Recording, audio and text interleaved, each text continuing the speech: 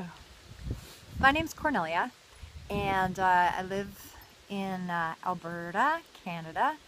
And in a few days, it's going to be Canada Day, and it's going to be our Jubilee, the 150. And that's pretty significant. That's like 350s. And just in the last few weeks, I've been inspired by the Holy Ghost and just to share with you a few dreams that I've had about Canada. And I feel that are significant for the time frame we're going into now. And I just want to encourage, the whole point of this is to encourage, sometimes you see where Canada looks in the natural right now, but, in corporate prayer and in fasting, over the last couple of years, there's been promises given and from the Holy Spirit of what can happen if we stand up and go to prayer and continue to believe and decree and do those things in the natural we need to do as well to bring change into our nation. So I'm just going to share with you two significant dreams I had for Canada. And in fact, they're more than a dream. They actually became a spiritual encounter.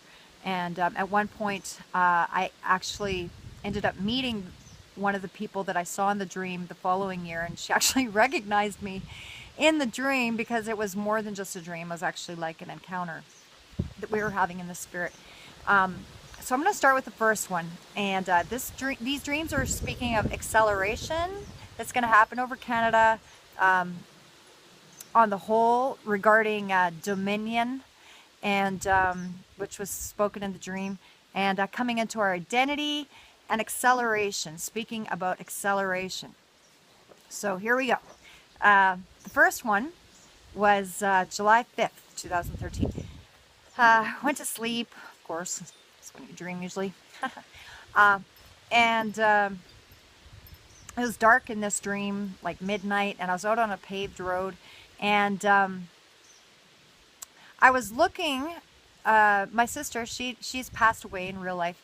And, but there is a cloud of witnesses. And and they say, they're looking for us to get into our destiny, and they're clapping, cheering us on.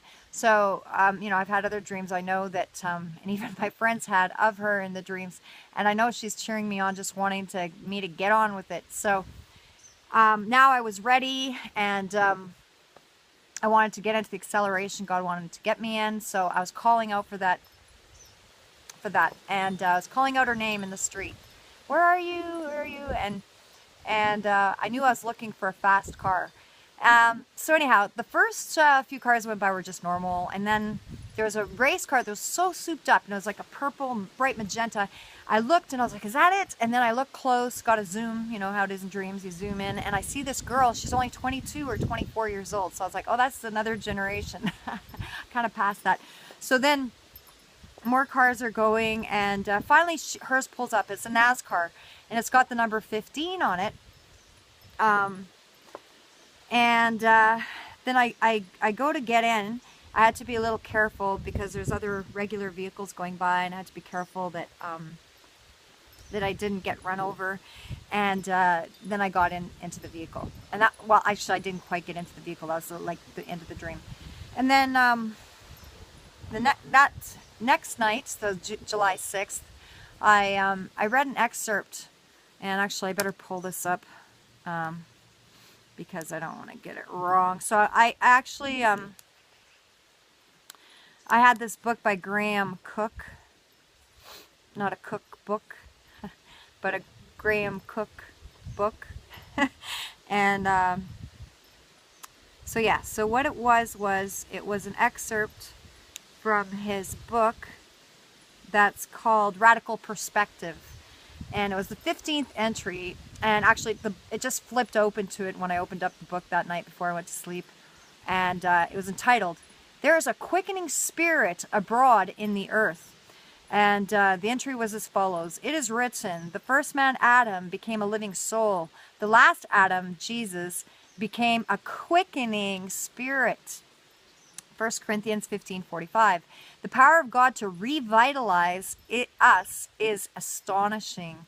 In Christ, we are learning to partner with resurrection life in all its forms. His capacity to impart spiritual life and momentum is amazing. Quicken means that we are always empowered to respond to his voice immediately. He can change things in us super fast. The eyes of the Lord move to and fro throughout the earth to show himself strong on behalf of people who belong to him. 2 Chronicles 16:9. So ask the Lord to quicken you in the spirit, especially at this time. We're going into an accelerated time where he can do things you think would take years. And in fact, my friend had another dream, and my sister was in that one, because, we can believe a lie sometimes that, oh, it's going to take so long to get me fixed up from this and that and different wounds or whatever. But, just if we believe and look to Jesus, he can do things a lot quicker than what would take in the natural, what you think would take years to get over something. So ask the Lord to quicken you in the spirit. Ask him to revitalize a particular part of your life. Listen to what he says and get ready to run. That's what the excerpt said at the end there. So I read this and I went to sleep. That night I had another dream, as I mentioned. It was a big city-wide, perhaps it was a national-wide celebration like Canada Day. And it was definitely commemorating our nation in some way. I was checking out the sites. It was daytime, like big park, massive park we were at, and a friend of mine who I have in real life, a prophetic friend of mine, Robbie, he was with me, and we were going along. We see this like orangey tape, and like he is in real life, he just can cut through the red tape. So he comes up, because we go through the orange tape, and it was like this archaic piece of machinery. And we didn't know what it was. So he's like, oh, let's turn it on. He turns it on, and before you know it, it's making a lot of loud noises. And I just want to run away because I'm like, oh, we're going to get in trouble.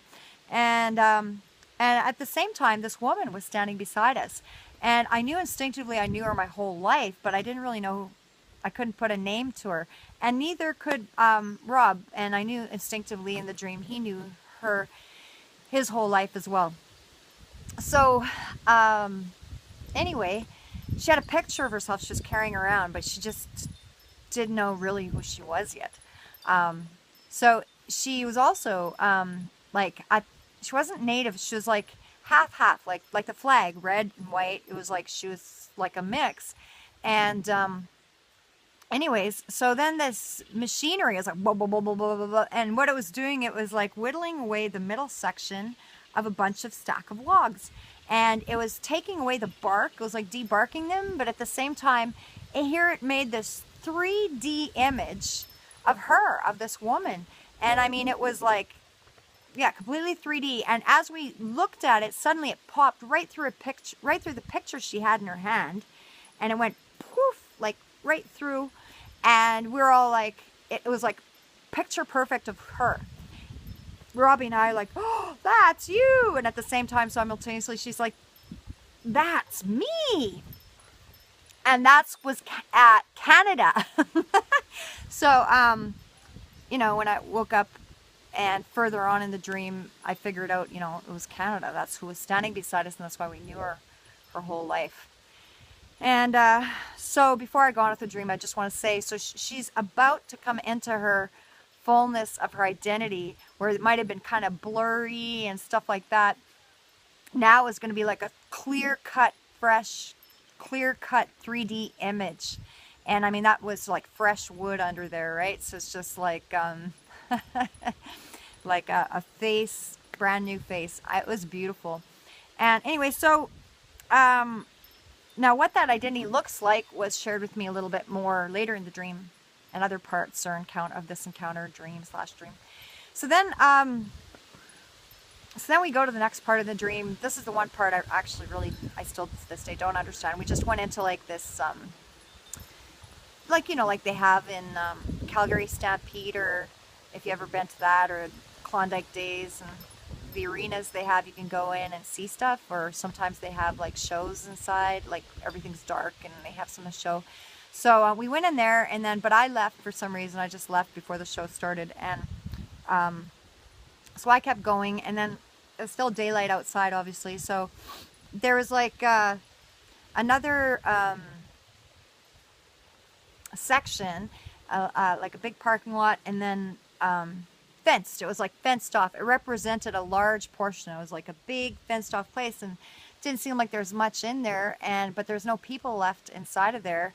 But it looked like they just left, and oh, there's a ribbon there too. And I asked somebody, excuse me, what is this? What just happened here? And they said to me, they said, oh, didn't you know this was a ribbon cutting? And somebody, a Christian, they said a Christian, just bought out Rogers Communication. I was like, whoa, I was like, that is fantastic. It just thrilled me to hear that. And I was quite wowed about that. I was like, wow, a Christian, it came into a Christian's hands. And I thought that was just wonderful, having the power of Christian owning something like that. But anyway, so continued on, and suddenly I was in a parking lot, and we were around a vehicle, and there was 4 of us, 4 women, and we were around a vehicle. And we were all asking each other what we drove. It's like we all met there, and we were like, oh, what do you drive? What do you drive? So now the one woman, I don't know if I know who she is or if I've met her yet, but the other one, I knew she symbolized, she was like the bride of Christ, and she actually just looked picture perfect. She just symbolized such purity was coming out of her, and unselfishness. She just exuded it. Kindness, gentleness, like she just had it all. And she had picture perfect teeth. Like, it's like I got to zoom in on her teeth, and they're just like all in a row, exactly where they should be, and they were just perfect. And then she rode a motorbike in this dream, and it was like an army bike, though. It wasn't like a Harley or a really fast you know, night bike or something like that. It was actually like it looked like kind of like an army bike. My dad was in the Second World War, and he rode a messenger bike, and between the places to, you know, keep the messages going back and forth, and that's what this bike kind of looked like that. Anyhow, so then continuing on, we're still around the car, and then so I said, yeah, I said, well, you know, I said, it's funny, you know, we're talking about cars, because or no the woman beside me said, well, she said something about a race car. And I said, oh, that's funny you say that. And then I shared with her the dream I had the night before about my sister and her showing up in the race car, just like you would in real life, like crows, bind any spirit of crows. Anyway, okay, so anyway, so then I was like, oh, yeah, I had this dream last night, and I shared it, just like I shared with you today. And then after that, I said, in real life, because in real life, I was in a couple of car races, and I told her where, and I said, you know, in central Alberta, at the Tascan racetrack. And then she said, oh, she goes, well, I work at the racetrack. And I said, really? I said, which racetrack is that? And she said, it's the Canada Dominion racetrack. And I was like, whoa. And then I asked her, where is that? And then at that point, I was elevated up, I saw a map of Alberta, and around central Alberta, there was, it was highlighted, you know, like a big oval. And actually, where I raced was at the Wetaskiwin racetrack, and that is right in central Alberta. It's actually, it was like hovering right over that region of like Ponoka or Red Deer area, maybe up towards like Edmonton, like the whole Bema, basically, or Maskwacis, sorry, tribes are all in there. So it would definitely have covered that, and possibly, you know, other regions around there as well, down through Red Deer and maybe underneath a bit. And so anyways, it was like central Alberta is where that racetrack was.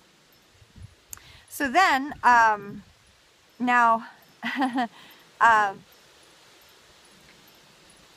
Yeah, so then I actually, a year later, during the summer, a few weeks after Canada Week, I met that lady, oh, excuse me, from the dream.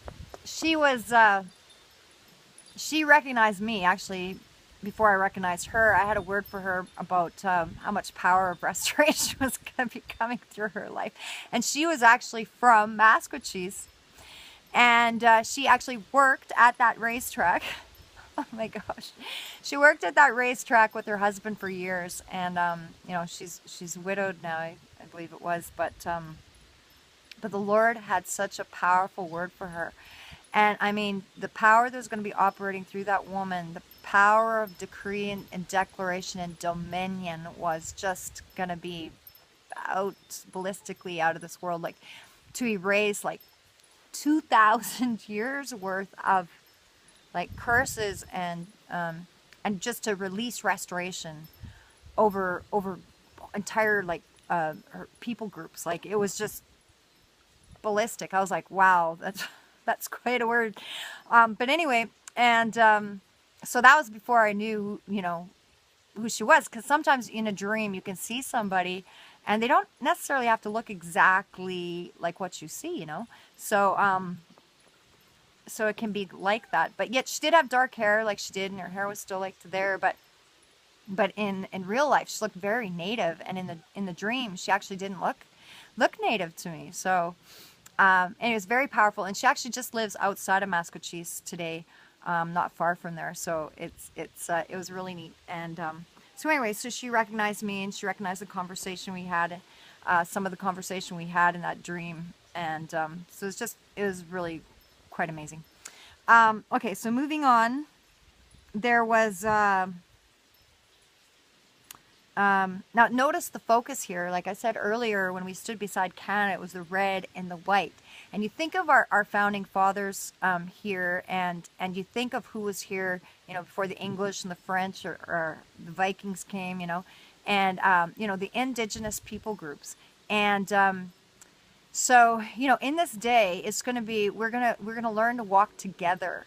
And it's not going to be just the red and the white separated. Like we're going to be actually walking together. And I had something happen last week at my friend's birthday, and it was her 50th Jubilee birthday.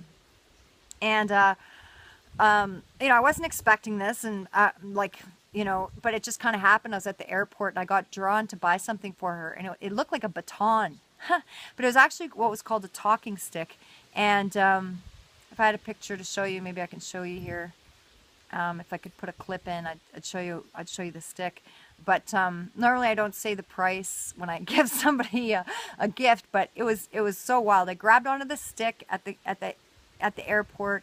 I suddenly went into this intercession, felt the heartbeat of heaven for for the First Nations, like crazy, just go through me, and the indigenous people groups, and I felt his heart, and it was like he was saying, like, I'm about to pass them the power, like, of the stick. So the stick is called, I was like, what is this stick? So I kind of got to compose myself, and once I did, I asked the lady, you know, what is up with this stick? What is this stick? And it like was wrapped on one side like a baton, and actually it said right on there, but I just didn't read it. It was like a little thing, and it's called a talking stick. So what they would do in certain tribes, they'd pass a stick around, and whoever has a stick has the power of the voice at that time. And so I just really believe that the First Nations and Indigenous right now, you're going to see them absolutely become such a key piece in the puzzle for revival over Canada and coming into our dominion identity. And it's not going to be any longer just like, you know, in our bloodline, or, you know, it's going to be a heavenly identity. And that's why the unity is going to come in, and we're going to be able to walk together as one, because it's going to be a heavenly identity. It's going to be a heavenly culture. You know, we're heavenly creatures. We're here on earth, but we are heavenly creatures. And, you know, we have the laws. We have the laws, and we have the dominion that comes from heaven, because we are new creatures in Christ, and we belong to heaven, and we are aliens here on earth, and we're here to take dominion, and to take what's flipped upside down and make it right side up, and Canada's going to come into that dominion. Canada's going to come into that dominion. It's so exciting. So anyhow, so that baton I felt is about to be passed, and you're about to see. And you know, I also want to share this. You know, I went to Ottawa there back in 2010, I think it was, where after the Prime Minister asked forgiveness to the First Nations, we did a thing in Ottawa where they said, yes, we receive that forgiveness. We receive what, you know, we welcome it, and we accept it. We accept, you know, your stance, and saying that you know, you're sorry, and you want to be forgiven for what you've done to us as a people. And so at that thing, we're doing an intercessory thing the night before there, and I kind of got a download that night. And you know, at that point, I didn't really know too many First Nations people personally, and but what I got was the point that as a church now, like across Canada here, we have to like let them in and give them a place. They're not the type of people that are like loud and in your face, kind of like more like I can be, but they kind of hang back. They've got a lot of wisdom. They check things out, you know. So we kind of like, when it's just like people when they have a personality type like that, when they might not say a lot and they observe a lot, I found that when I step back and don't say anything for a while, and I might just sit there, I might sit there for half an hour with them, and then all of a sudden they just come out and they have the most amazing wisdom and the most amazing things to say. And so that's what it is. It's like that. And if we could just silence and kind of give them that baton, you know, they will come forth and they will step up and they will take their place at this time in our churches. And, you know, as we invite them in and kind of step back and let them, because this is something we need to do at this time. And it's actually been a call, even from way back in 2010, you know, God was saying that. So, you know, we need to do that. That's something that the Lord is asking us to do. If we could do that and usher them in, invite them in, and you know, listen, stay silent long enough to listen to what they're being downloaded right now. Because I'm telling you, it's powerful. So, okay, so moving on now. That was just a little aside. Okay, so the power of their voice, their prophetic voice, is about to come forth, and it's coming in and out of the lion, in and out of quite a lot of authority there, coming in and out of the lion. And there's going to be their generation set free, and then it's going to reach out and hit all of us, all the tribes in Canada. I believe that. So anyway, then the next part of the dream, after we were done talking about what we drove, all of a sudden I saw in front of me. Now this is the significance. So remember earlier I was talking about the logs that got whittled away? Well, it wasn't the outside like edges of the logs. It was the middle section of the log that this big thing chopped up. A whole stack of them. It was all chopped up. But the top one had a caricature of the woman's Canada's face. But so again, right in front of me, after the four of us were talking around the car, I see like a racetrack, like, you know, that reddish, sandy kind of dirt you see like at schools or at a really nice school, or they have a really nice reddish kind of track that you can run on. It was like that. It was red, but it didn't go around. It was actually like a straight track. And to honor what's happened in Canada before and things like that, people would just walk it or jog it or whatever they felt comfortable. You could drive on it. you know, they had different transportation forms, and the point was it wasn't about outracing the other one. It was about doing your part to honor you know, what happened before in the past and what's coming up, kind of like in the future.